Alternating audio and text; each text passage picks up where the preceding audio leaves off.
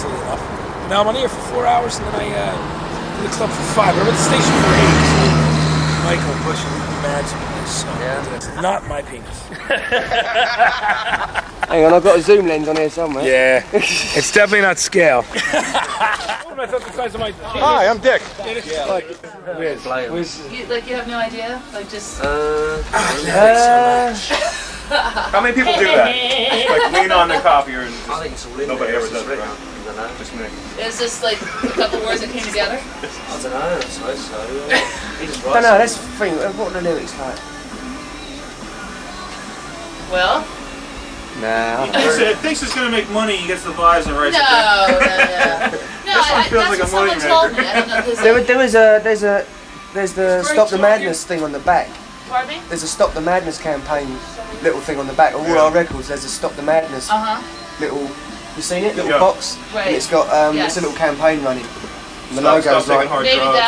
Maybe that's what it was. Yeah. Okay. Yeah, it says like stop and stop. So maybe they had just put the correlation between them.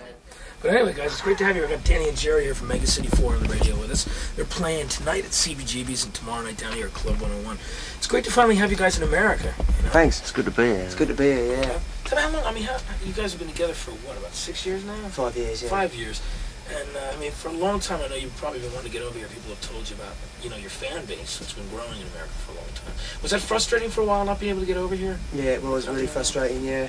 We got a lot of letters from people in America saying, we've got your records on import, and we'd really like you to come over and play, but there was no way we could.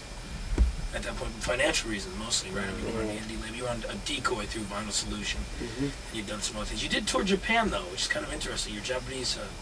yeah, the first time we went, it was kind of a sort of a shoestring tour kind of thing.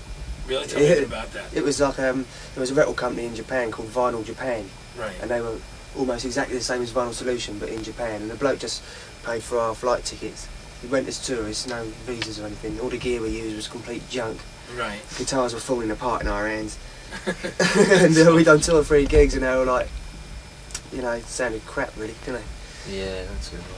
Well, was it at least fun for you guys? I mean... Yeah. Yeah, it's a good experience, yeah. You made do. How many people came to those shows? Ooh, a couple of. So it was people were there and they wanted to see anywhere. Yeah, the second time we went, there was more. There was 300 or 400 people there, but... I see. Now that was around the time of the post-punk thing, really, and all that other stuff. Was the sound of the band primarily the same as Mega City 4's? Pretty much, yeah. Except the drummer was more into sort of tribal rhythms and stuff, and he would never play straight like Chris does. He wouldn't refuse to play normal beats. He just kept playing all this tribal stuff like Adam and the Ants and stuff like that, and it made it sound a bit weird. He wasn't really very good, was he? Anyway. So. Yeah, maybe he just knew that one beat. Yeah. That could have been it. Maybe he only knew the one beat. I'll tell you. Yeah, he couldn't play in 5 years time, to find out, and then you guys let him go, which was the key thing. Yeah. But Chris is great. Yeah. So yeah. Yeah, it's our debut American interview. Yeah, that's great. Excellent. It's all downhill from there. The other stations below. Things started happening in the press too. A lot of people started to catch on to the band. Did you feel at that time that it was going to be a long pull before, on the indie thing, and did it really matter to you? How did the band feel about that? We were prepared to stick at it as long as it took, really. Doing everything that we want to do ourselves. We've never done anything that we didn't want to do. There's so many things we could have done and got bigger quicker if we wanted, but we just didn't want to do it. Just want to do everything at our own pace, Most of the reason we got press was because we were doing a lot of gigs and there was a lot of people coming to the gigs. There was no other reason. It wasn't as if we were hanging out with famous bands and getting drunk and trying to be in the gossip column of the Melody. Going out with famous actresses or something like that. We just played a lot of gigs and just done it. Just we're honest about it. What you see is what you get, sort of thing. Well, you can tell just by hearing that live cut how much it sounds like the studio one of you guys. Yeah. He just started playing guitar. I think my dad bought me a really cheap electric guitar, and he was at work at the time. I was still at school, so I used to sneak into his bedroom when he was out and then play his guitar, put it back the same, wipe the fingerprints off. Hopefully, he never thought I was playing it, but he thought I was playing it. Did he ever catch you and give you a hard time about it? He knew when I started getting sort of play things. He knew I've been practicing. Yeah. He never complained to you about it though. He never gave you a hard time. No, he didn't. Eventually I went and I saved up my money.